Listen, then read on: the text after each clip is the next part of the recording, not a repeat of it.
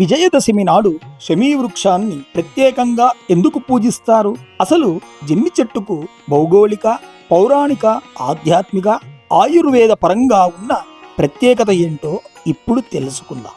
జమ్మి చెట్టును సంస్కృతంలో శమీ వృక్షం అంటారు. ఈ చెట్టు ఏడాది మొత్తం వాడిపోకుండా పచ్చగా ఉంటుంది.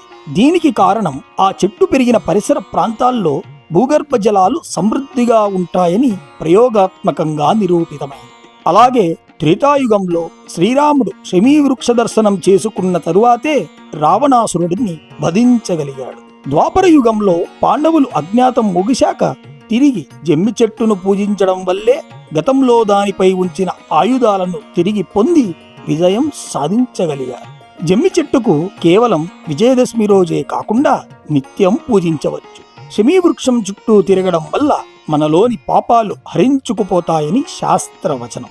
దీనికి కారణం బ్రహ్మచేత సృష్టించబడిన అగ్ని ఒకనాడు బ్రహ్మనే దహించేందుకు వచ్చింది. ఈ క్రమంలో శమీ వృక్షాన్ని సృష్టించి అందులో అగ్నిని ప్రతిష్ఠింపజేశాడు బ్రహ్మ.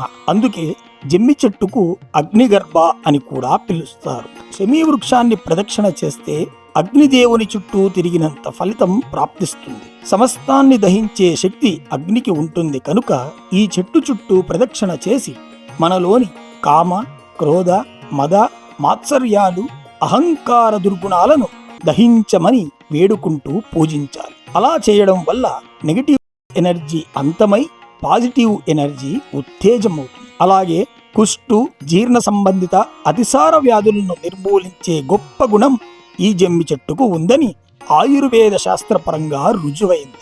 ఇంతటి గొప్ప విశిష్టత కలిగిన జమ్మి చెట్టును పూజించడం వల్ల ఎలాంటి నష్టం లేకపోగా మన ప్రకృతి సంపదను గౌరవిస్తూ కాపాడగలిగిన వాళ్ళం అవుతాం. అందుకే ఈ వృక్షాన్ని విజయదశమి రోజు సూర్యాస్తమయ సమయానికి 2 గంటల ముందు విజయ ముహూర్త కాలంలో దర్శించడం వల్ల మెరుగైన ఫలితాలను పొందవచ్చని ధర్మశాస్త్రం చెబుతోంది. దీనికి సంబంధించి శమీ శమీయతే పాపం శమిశత్రు వినాశనం, అర్జునస్య ధనుర్ధారి రామస్య ప్రియదర్శనం అనే శ్లోకాన్ని కూడా మనకు అందించారు పూర్వర్షులు. ఈ వీడియో మీకు నచ్చినట్లయితే ఒక లైక్ కొట్టి మా ఛానల్ ను సబ్స్క్రైబ్ చేసుకోండి. ధన్యవాదాలు.